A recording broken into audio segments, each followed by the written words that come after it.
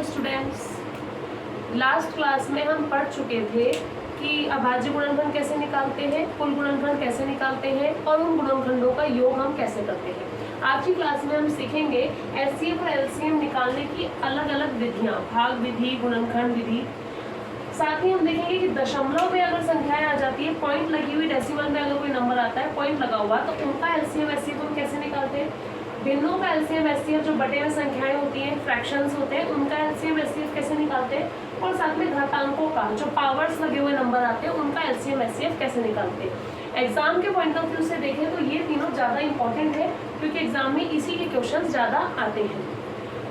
अभी मैं आप लोगों को सिर्फ बेसिक कंसेप्ट क्लियर कर रही हूँ, बहुत इजीली तरीके से पढ़ा रही हूँ। हो सकता है आप में से बहुत से स्टूडेंट्स को ये चीज़ें आती हों, पर बहुत से स्टूडेंट्स ऐसे भी हैं जिन्हें ये चीज़ें करना नहीं आती है।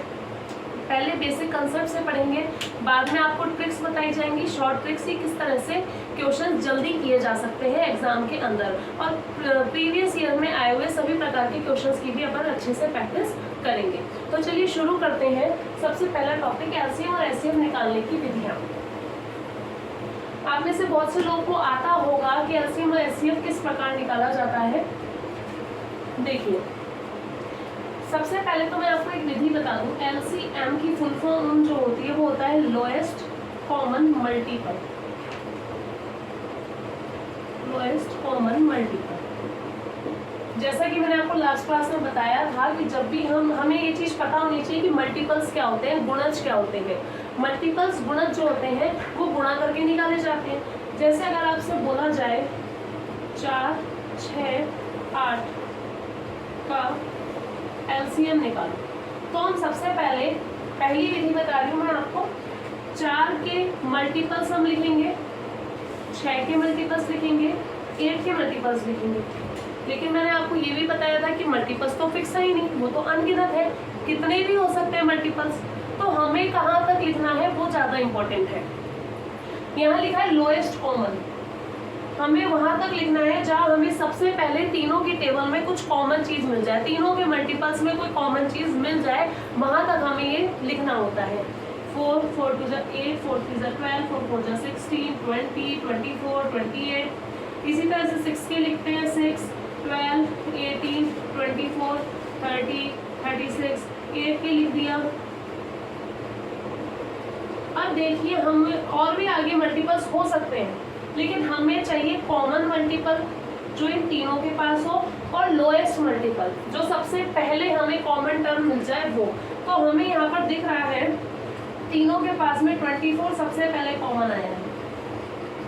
सबसे पहले तीनों के पास में कॉमन टर्म आई है 24, तो इसलिए एलसीएम जो होगा वो होगा 24। ये सबसे बेसिक मेथड, बेसिक रूल, लेकिन ये अपना अप्लाई नहीं करते हैं। अप्लाई क्यों नहीं करते हैं? रीजन वही है कि हम अगर कोई बड़ा नंबर आ जाए तो कहाँ तक तो हम मल्टीप्लाई करते रहेंगे और कहाँ तक हम कॉमन ढूंढते रहेंगे, इसलिए हम इस मेथड को अप्लाई नहीं करते। लेकिन ये सबसे बेसिक कंसेप्ट होता है इस चीज का, एलसीएम का। अब हम एलसीएम निकालने की दूसरी विधि देखते हैं। एलसीएम की दूसरी विधि देखिए, जैसे आपको बोला गया 12, 16, 24, 36 का एलसीएम निकालो। सेकेंड मेथड बता रही हूँ आप लोगों को, एक साथ निकालने का मेथड जो आप लोगों ने किया होगा अपनी क्लासेस में। अभाज्य गुणनखंड के तरह से हम इसको करेंगे, अभाज्य गुणनखंड से निकालेंगे। अभाज्य गुणनखंड करना आप सभी को आता होगा, और अगर नहीं आता है तो आपको हमारी प्लेलिस्ट में इसका अलग से एक वीडियो मिल जाएगा, प्राइम फैक्टराइजेशन अभाज्य गुणनखंड का, वहां से जाकर सीख सकते हैं। देखिए, फिर से 2 से करेंगे, यहाँ 3, 1, 3 और 9। अब 3 से करेंगे, 1, 1, 1, 3, और फिर 3 से कर देंगे। ये हमारा अभाज्य गुणनखंड पूरा हो चुका है, और हमारे पास जो नंबर्स का एलसीएम आया है वो आया है 2 गुणा 2 गुणा 2 गुणा 2 गुणा 3 गुणा 3। अब इन सबको आपस में गुणा करेंगे, 2 दूनी 4, दूनी 8, 8 दूनी 16 और 3 तिया 9, और ये आ चुका है हमारे पास 144, 144। तो ये एलसीएम निकालने का दूसरा मेथड है जो आप लोगों को निकालना आता होगा एक साथ। अब मैं तीसरा मेथड बता रही हूँ कि लघुत्तम और कौन सी विधि से निकाला जा सकता है। इसी क्वेश्चन को करके देखते हैं।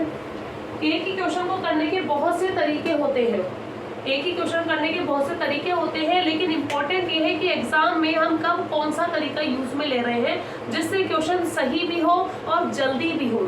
एग्जाम में कई बार हमारे पास टाइम कम होता है, क्वेश्चन ज़्यादा होते हैं, तब हमारे लिए स्पीड बहुत इंपॉर्टेंट होती है और उसी के लिए हम ट्रिक्स सीखते हैं कि कैसे हम शॉर्टकट तरीके से आंसर निकालें।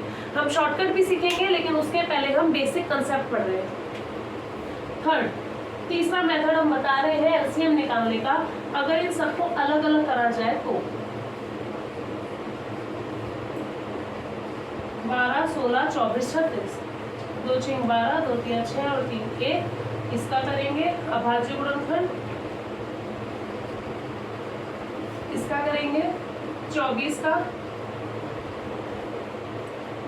36 का। इस तरह से हमने सभी नंबरों के अभाज्य गुणनखंड कर लिए। अब इसमें हम एलसीएम कैसे निकालते हैं देखते हैं। पहले 12 के जो गुणनखंड है उनको लिखेंगे और इसको हम घात के रूप में लिखेंगे, इसको हम घात के रूप में लिखेंगे। इसी तरह 16 के गुणनखंड 2 की घात 4, 24 के गुणनखंड 2 की घात 3 गुणा 3 की घात 1 और 36 के गुणनखंड भी घात के रूप में 2 की घात 2 और 3 की घात 2। इसको मैं डायरेक्ट लिख देती हूँ, 2 की घात 2 और 3 की घात 1। देखिए हमने इसको घात के रूप में लिख लिया।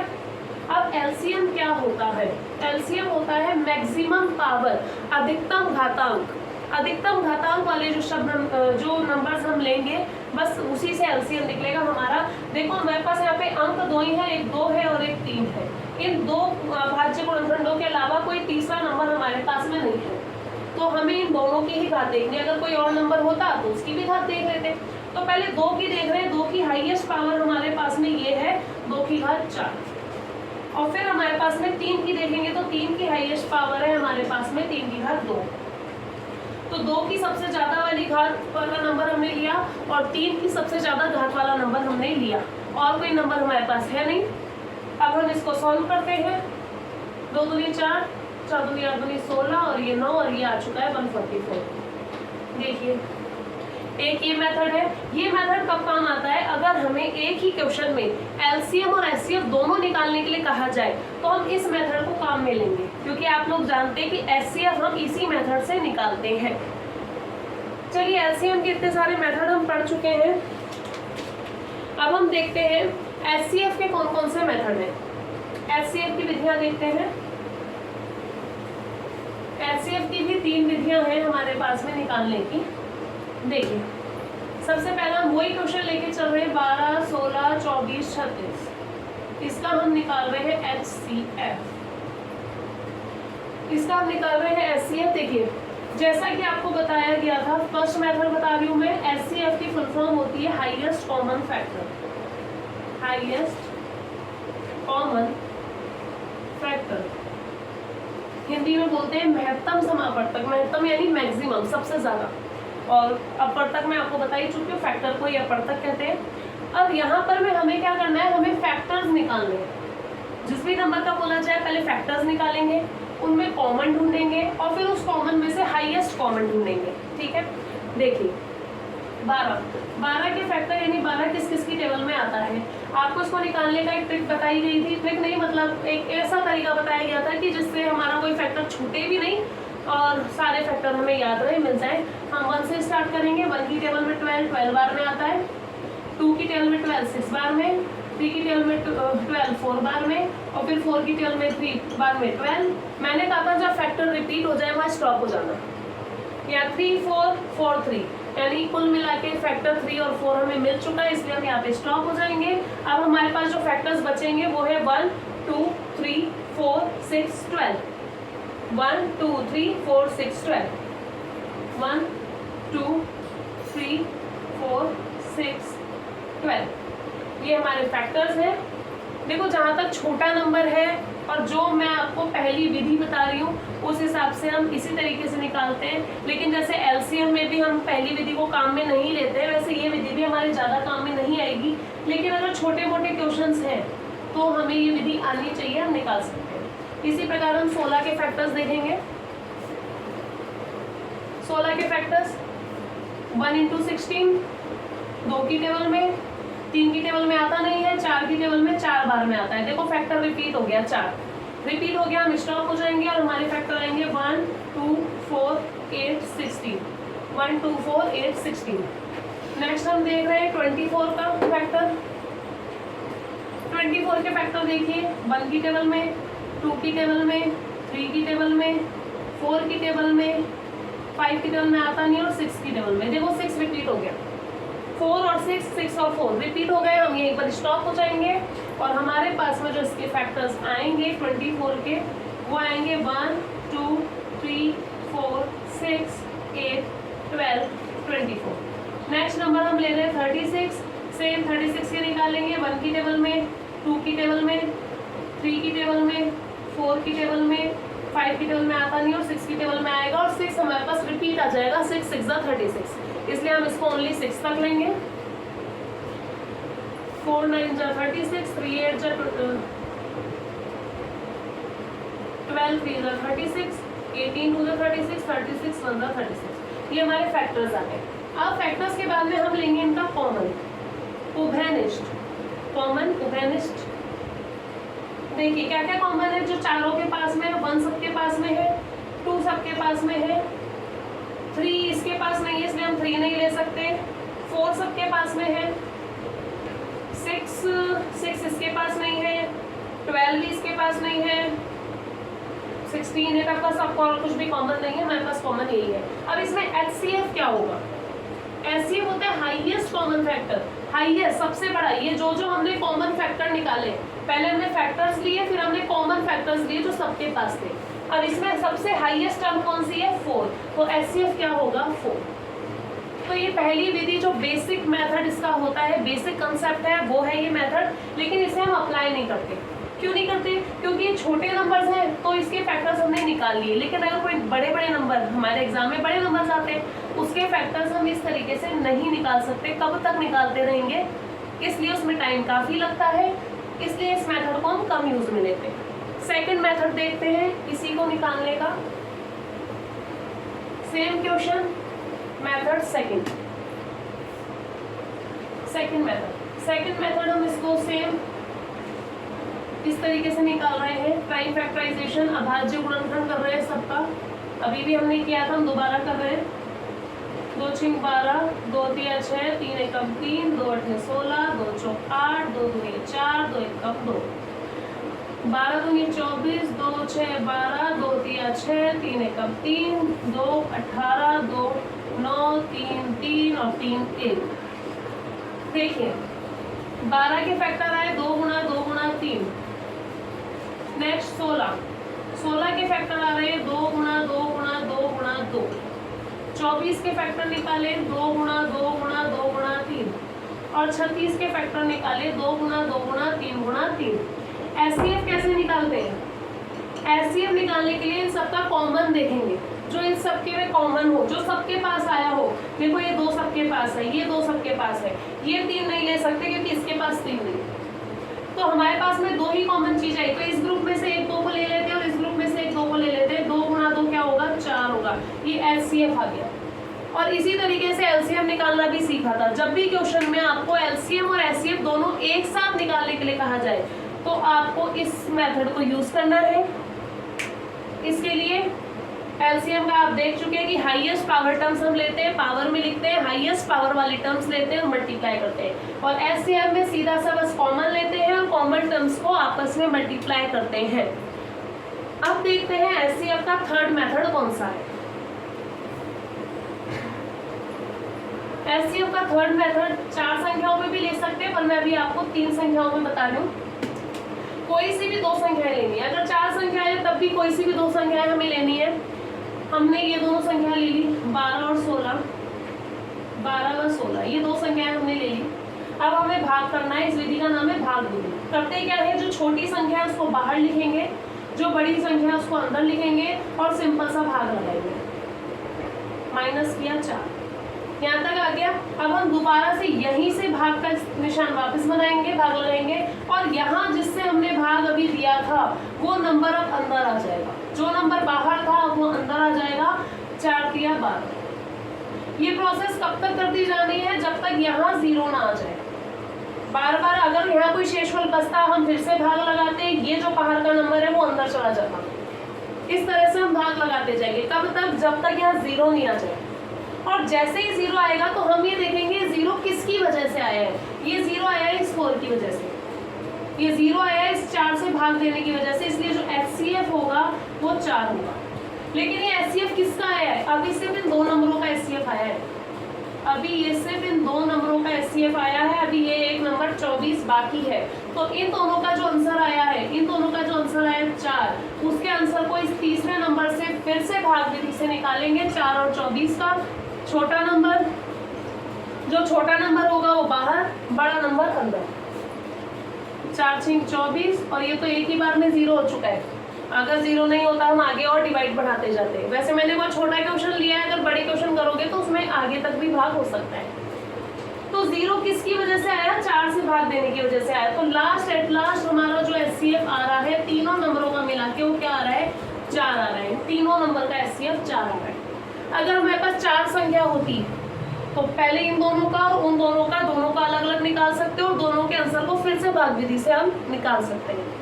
तो अभी हमने LCM की 3 विधियां और HCF की 3 विधियां देखी।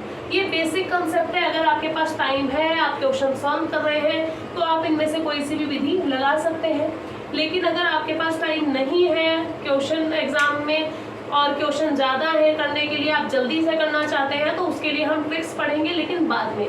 पहले बेसिक कंसेप्ट, बाद में ट्रिक्स, और उसके बाद में एग्जाम के क्वेश्चंस।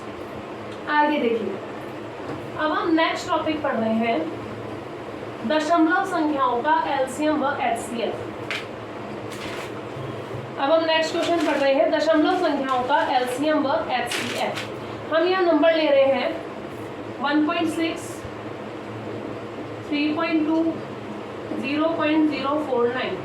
मुझे LCM और HCF दोनों निकालना है, और संख्याएं हमने अब की बार पॉइंट में ली है।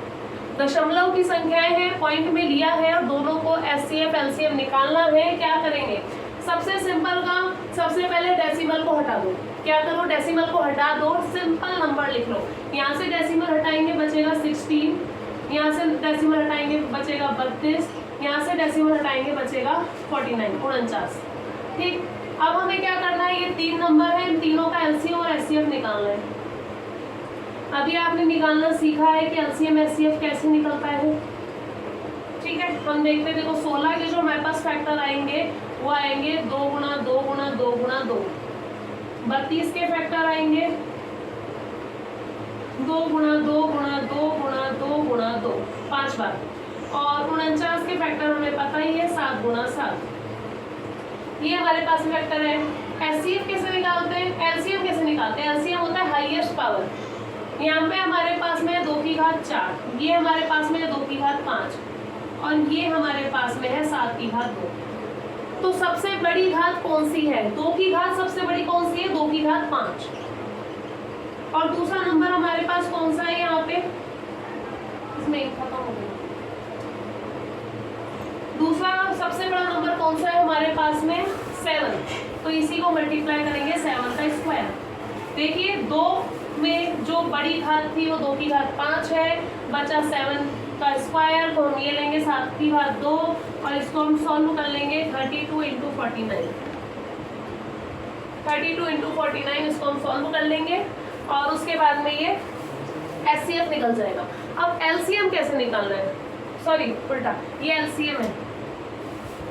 2 की घात 5 और 7 की घात 2, इसको सॉल्व करेंगे, हमारे पास LCM आएगा। अब HCF कैसे निकालते हैं उसको देखते हैं। HCF होता है कॉमन, जो तीनों में कॉमन हो। यहाँ पे हमें दिख रहा है कि तीनों में एक भी नंबर कॉमन नहीं है। 2 इन दोनों में कॉमन है तो इसमें नहीं है, और 7 इसके पास है तो इन दोनों के पास में 7 नहीं है। तो यहाँ पे हम HCF आएगा 1, यहाँ पे हमारे पास HCF आएगा 1। यहाँ पे मल्टीप्लाई करेंगे 32 इंटू 49। अब हम देखते हैं कि डेसिमल के अंदर कैसे LCM और HCF के लिए हम क्या करते हैं। इसमें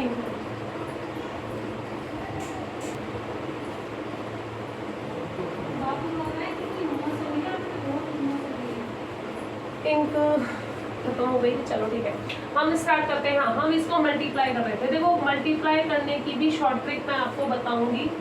वैदिक मैथ सबसे शॉर्ट मेथड होता है, सबसे इजी मेथड होता है, लेकिन कई बार होता क्या है कि हमें है ना ये चीज़ करनी तो आती है, मल्टीप्लाई करना आता है वैदिक मैथ से, लेकिन हम इसे अप्लाई नहीं करते। अप्लाई क्यों नहीं करते? क्योंकि हम इसकी प्रैक्टिस ही नहीं करते। वैदिक मैथ्स बहुत इजी है, लेकिन वो काम तब आती है जब हम उसकी बहुत सारे क्वेश्चंस की प्रैक्टिस कर लें, तब हमें एट एग्जाम के टाइम पे वो जल्दी से याद आता है कि कौन सा मेथड हमें लगाना चाहिए। चलिए देखते हैं। यहाँ पर हम कर चुके हैं कि जो एलसीएम है हाईएस्ट पावर के अकॉर्डिंग हम निकाल चुके हैं 1568, और जो एचसीएफ है वो आया 1, क्योंकि कुछ भी कॉमन जब नहीं होता, जब नंबर्स में कुछ भी कॉमन नहीं होता तो 1 कॉमन हम मानते हैं। अब हमारा मेन काम था पॉइंट का, तो हमें ये चीज़ पता होनी चाहिए कि एलसीएम के अंदर जो होता है, एलसीएम के अंदर सबसे कम डेसिमल डिजिट देखी जाती है और एचसीएफ के अंदर सबसे ज़्यादा वाली डिजिट देखी जाती है, सबसे अधिक वाली डेसिमल डिजिट देखी जाती है। मतलब डेसिमल के बाद कितने नंबर है? पहले में हमारे पास पॉइंट के बाद 1 नंबर है, दूसरे में पॉइंट के बाद 1 नंबर है, तीसरे में पॉइंट के बाद 3 नंबर है।